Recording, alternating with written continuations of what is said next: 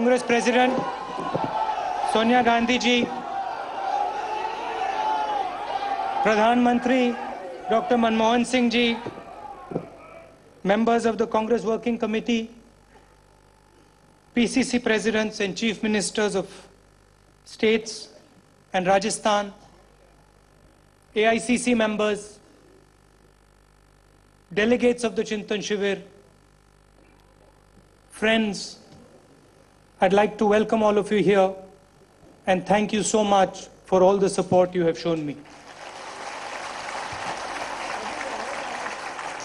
There are a lot of our workers who are not here today. I would like to also thank them for the work they do, for the blood and sweat that they give this party. Before I begin, I would like to state that this is a huge honor for me. Over the last 8 years, this party has taught me a tremendous amount. I have learned from the senior leaders and the youngsters of this party, and I want to thank all of you. Thank all of you with the bottom of my heart for all the help and direction you have given me.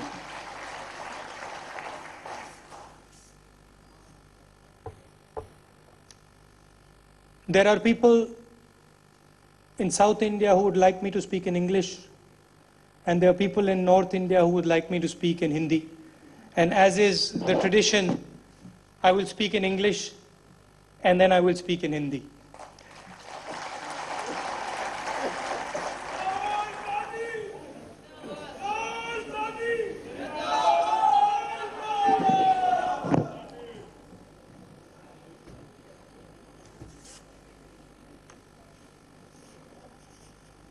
In 1947, India was liberated not by arms, but by unleashing the voice of our people. Other countries fought violently, other countries fought with weapons, other countries fought with death. India fought with non-violence and with voice. Everybody told us that it cannot be done. Everybody told us that if you want to get rid of the British, you have to use violence. And the Congress party said, no, we are not going to use violence. We are going to use non-violence. And we defeated the biggest empire of its time. And we sent them home. This was the energy behind our freedom movement. Voices. Millions and millions of our voices. Gandhiji's successors, led by Jawaharlal Nehru, freed the voice of every Indian by ensuring that democracy became the bedrock of our constitution.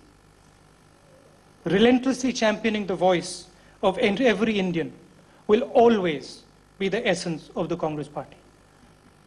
And not an Indian of one caste or one religion. I would like to repeat it. Every single Indian is going to be supported by the Congress party. No matter where he is, no matter who he is, if he is Indian, we work for him. Let's look at the last 60 years of India's successes. They have all come when we gave our people voice. The Green Revolution restored the voice of the farmer. Bank nationalization restored the voice of the poor in the market for credit. The IT and telecom revolution literally gave people voice, millions of people voice. And if you have a cell phone in your pocket today, it is a result of that revolution. And it's an honor that Manmohan Singh ji is sitting here because he spearheaded another revolution. In 1991, he unleashed the voice of thousands in the field of entrepreneurship and changed this country forever. The UPA government has followed Gandhiji's model. It has created platforms for those denied their voice in the political system. For the first time in our history, our people have been guaranteed their basic rights, social and economic rights. The food bill will ensure that no mother sees her child go hungry at night. The RTI allows every single Indian to personally take on the battle against corruption. Manrega has given millions of Indians pride in their work. And the right to education enables every child to aspire to greatness. All of these radical innovations were possible only because of the growth provided by the Congress Party and the UPA. But there are many challenges ahead. The voices of 1 billion Indians are today telling us that they want a greater say in government, in politics and administration. They are telling us that the course of their lives cannot be decided by a handful of people behind closed doors who are not fully accountable to them. They are telling us that India's governmental system is stuck in the past. It has become a system that robs people of their voice, a system that disempowers instead of empowering. But why are we in this situation? Why is it, I ask you, that our ministries do the work of panchayats? Why does the Supreme Court handle the load of the lower houses of justice? Why does the chief minister need to appoint a teacher? Why are vice chancellors chosen by people who are far removed from the education system? No matter what state you look at, no matter which political party you look at, why do a handful of people control the entire political space?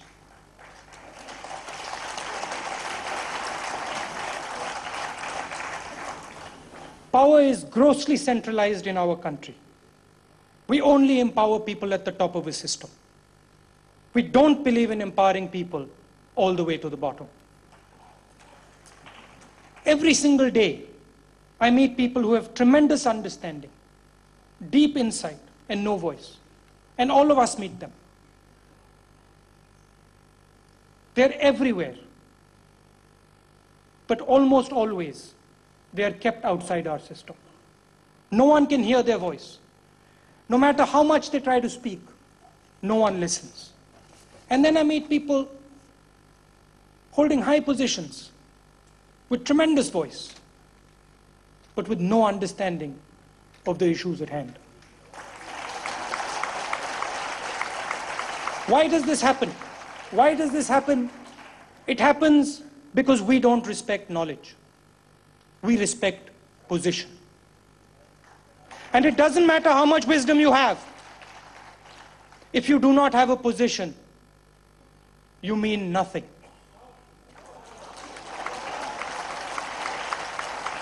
This is the tragedy of India. Why is our youth angry? Why are they out on the street? They're angry because they're alienated. They're excluded from the political class. They watch from the sidelines as the powerful drive around in their lal battis. Why are women suffering? Because their voice is being trampled upon by people with arbitrary power over their lives. Why are the poor confined to powerlessness and poverty? Because decisions regarding their lives and the services they need are taken by people far away, answerable to them only in theory. Until we start to respect and empower people for their knowledge and understanding, we can't change anything in this country. All our public systems, administration, justice, education, political systems, all of them are designed to keep people with knowledge out. They're all closed systems. Their design promotes mediocrity, and mediocrity dominates. Mediocrity dominates discussion, while the voices of insight and thought are crushed by the loudness of those who possess neither understanding nor compassion. Success in these systems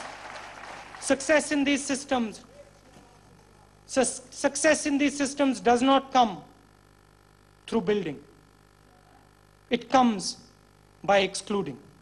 It comes not by pushing people forward, but by holding people back.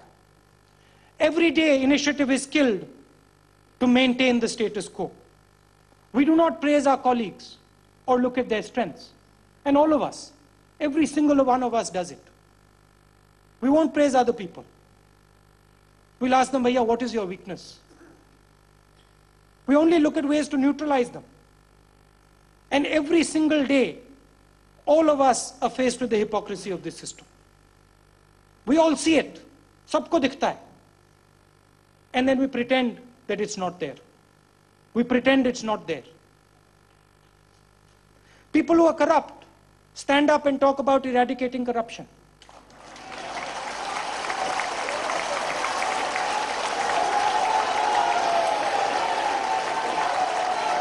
People who are corrupt talk about eradicating corruption. And then people who disrespect women every day over their life talk about women's rights.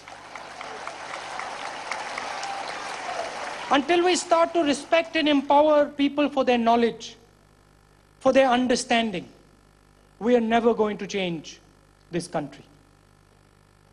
We need the Aam Admi to participate in our politics, because even as I speak, their future is being decided in closed rooms. There is a young and impatient India, and it is demanding a greater voice in the nation's future. Let me tell you that they are not going to watch silently. They are not going to watch silently. Our priorities are clear. The time has come to question the centralized, unresponsive and unaccountable systems of decision-making in governance, administration and politics. The answer, a lot of people say, we need to run these systems better. The answer is not in running these systems better. The answer is to completely transform these systems. We have to rethink these systems and we have to transform them completely. Yet, I am optimistic. I'm not pessimistic. I'm very optimistic. And I'm going to tell you why I'm optimistic. I'm optimistic because we have already put the building blocks of this revolution in place. And to a big degree, I would like to thank the Congress President, the Prime Minister, and the Congress Party for putting these building blocks in place. Let me tell you what these building blocks are. First of all, India is more connected today than it has ever been. We have the networks of roads, information, communication, people, and media for new ideas to emerge, for them to develop and take flight. It is no longer possible to limit an idea whose time has come. Aadhaar, let me speak about Aadhaar. It gives us an unprecedented mechanism to recognize the unique journey and aspiration of every single Indian, no matter where he is. Direct cash transfer is going to allow us to respond to these dreams with an empowering delivery system. My father used to speak about 15 paisa to the rupee reaching the people. And we today are preparing a system that is going to answer that question. We're going to answer that question, and 99% of our people's money can go to them. It is a revolution, and no other country has done it. And we are preparing that revolution. We prepare the revolution, and our opponents say the Congress Party is bribing the country. Giving the people their due is now called bribing the country. They say it because they're scared. They understand what Aadhaar can do. They understand what cash transfer can do. And most importantly, they understand what people in the Congress Party, what the thinking in the Congress Party can do.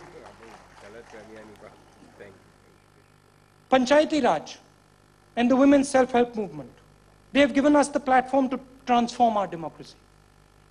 The balance of power in national decision-making must shift away from Delhi and the state capitals to the panchayat and to the ward.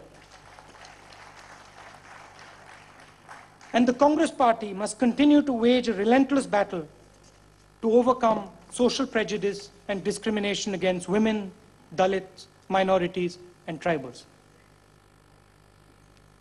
I'm optimistic because of the building blocks, but I'm most optimistic and excited because I see the energy, the passion, and capability of our youth. We need to respond to their urgent demand for jobs now. Our institutions of learning and training must respond first and foremost to preparing youth at scale for the best jobs in the world. Equally, decisions that matter to creating jobs need to be further liberated from irrational red tape and outdated laws so that the tremendous energy of India's youth can be fully unleashed.